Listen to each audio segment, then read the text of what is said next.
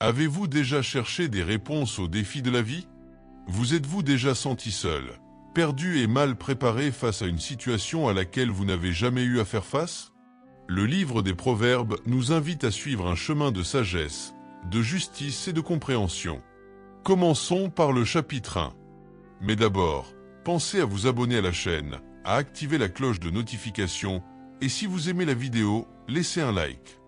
Le livre des Proverbes est un recueil d'enseignements pratiques qui transcendent les époques et les cultures, offrant des conseils clairs pour différentes situations de la vie.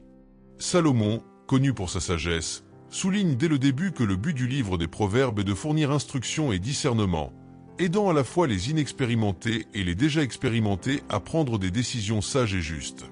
La beauté de ce texte réside dans son applicabilité universelle. Pour les jeunes qui commencent à construire leur vie et qui ont besoin de bases solides, les proverbes servent de carte, indiquant des chemins sûrs. Pour les sages, qui accumulent déjà de l'expérience, c'est un rappel que l'apprentissage ne s'arrête jamais et qu'il y a toujours place à la croissance.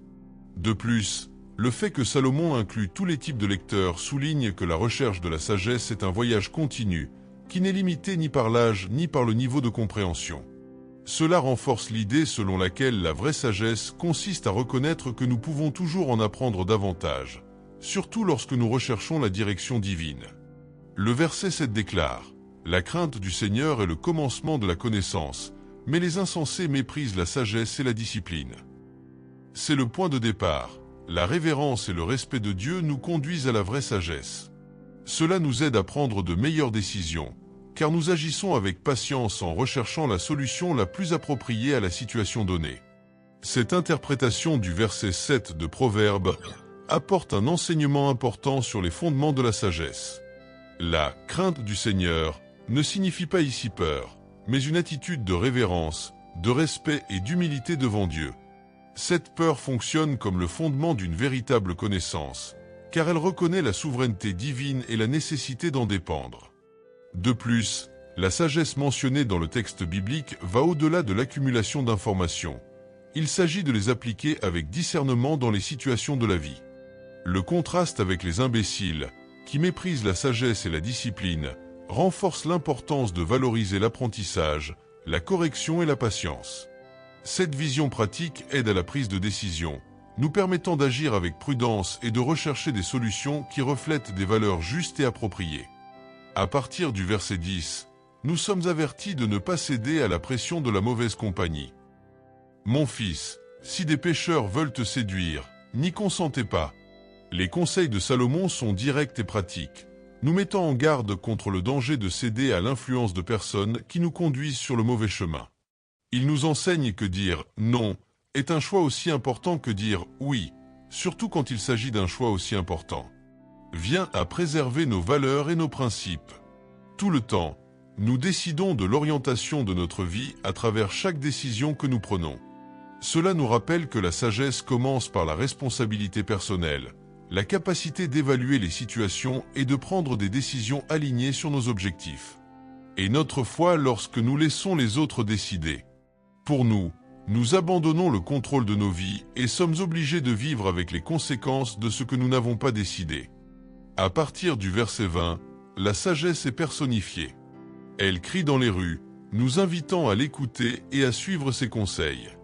Mais beaucoup ignorent sa voix et choisissent la folie. Cette personnification de la sagesse est l'une des images les plus marquantes du chapitre 1 des Proverbes. La sagesse est présentée comme une figure active, qui crie dans les rues, sur les places et dans les lieux animés, montrant qu'elle est accessible à tous et partout. Cette illustration nous rappelle que la sagesse n'est ni cachée ni inaccessible. Elle est accessible à quiconque veut l'entendre. Cependant, le contraste est également évident. Beaucoup choisissent d'ignorer sa voix. Ce choix reflète la tendance humaine à rejeter les conseils avisés, souvent en faveur de ce qui semble le plus facile ou le plus attrayant sur le moment. La sagesse, dans ce contexte, n'est pas seulement un ensemble de règles, mais une force vivante qui nous appelle à une vie meilleure, plus juste et plus épanouie. Quiconque rejette la sagesse en subit les conséquences.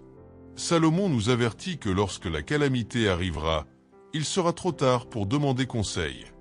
C'est un appel à agir tant qu'il est temps. Ce message est un rappel puissant et urgent.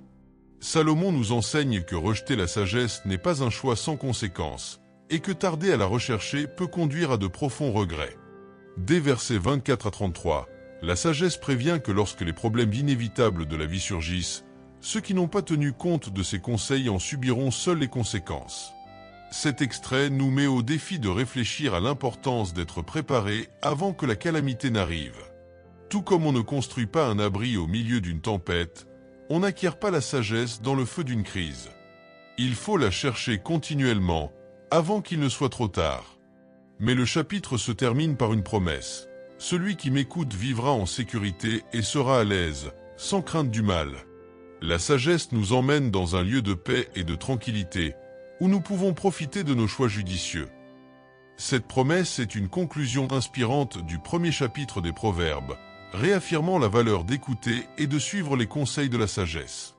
En disant que « celui qui m'écoute vivra en sécurité et en paix, sans craindre le mal », Salomon souligne les bienfaits d'une vie basée sur de sages décisions, sécurité, paix et liberté de la peur. Cet état de tranquillité ne signifie pas l'absence de problèmes, mais plutôt la confiance qu'en suivant les chemins de la sagesse, nous serons mieux équipés pour faire face aux défis. C'est une paix qui vient de la certitude que nos choix ont été guidés par la vérité et la prudence. Cette promesse nous encourage à faire de la sagesse une priorité dans nos vies, démontrant que l'effort pour la suivre en vaut la peine. Proverbe 1 nous enseigne que la sagesse est accessible à tous ceux qui la recherchent. Indépendamment de notre âge, de notre statut social ou de nos croyances religieuses, la sagesse nous cherche, attendant que nous la recherchions aussi. Commencez dès aujourd'hui. Ouvrez votre Bible, faites une prière demandant à Dieu la compréhension et la sagesse nécessaires pour vivre une vie de sagesse et de prospérité et lire Proverbe 1 en méditant sur chaque verset. Si vous êtes arrivé jusqu'ici, écrivez dans les commentaires « Je le ferai ». Je veux savoir qui s'engage à ce que je recherche davantage Dieu chaque jour. Abonnez-vous à la chaîne pour plus de réflexions et partagez ce contenu avec toute personne qui, selon vous, peut bénéficier de ce message. Partageons ensemble la sagesse et la prospérité. N'oubliez pas, chaque voyage commence par le premier pas. Faites de la recherche de la sagesse une priorité quotidienne, et vous verrez les fruits de cette décision tout au long de votre vie.